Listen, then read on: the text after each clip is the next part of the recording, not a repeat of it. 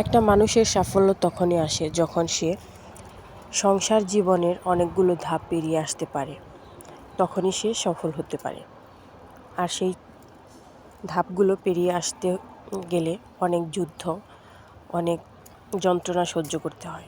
আর এগুলো যে সহ্য করে ধাপগুলো পেরিয়ে আসতে পারবে, তার জীবনে সাফল্য আসবেই। অনেক কথা, অনেক যন্ত্রণা সহ্য করতে হয় এই বিবাহিত জীবনে। তারপর আস্তে আস্তে সে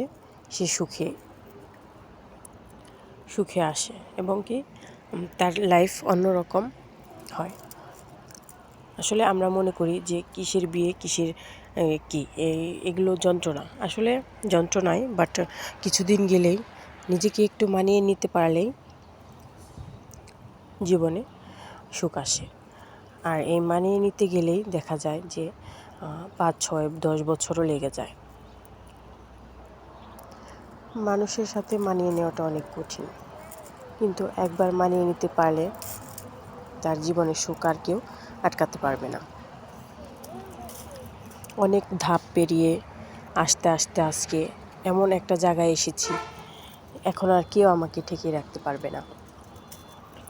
আলহামদুলিল্লাহ, আপনাদের দোয়া এবং ভালোবাসায় আজকে আমি অনেক সুখী, অনেক হ্যাপি। আমি আমার সংসারে কোনো ঝামেলা নেই, আমি অনেক সুখে আছি এবং কি আমার স্বপ্নের একটা বাড়ি করব। আপনারা সবাই দোয়া করবেন, আমার পাশে থাকবেন। বাড়িটার ফুল ভিডিও পেতে পাশে থাকুন। প্রতিদিন আস্তে আস্তে সব ভিডিওই পাবেন।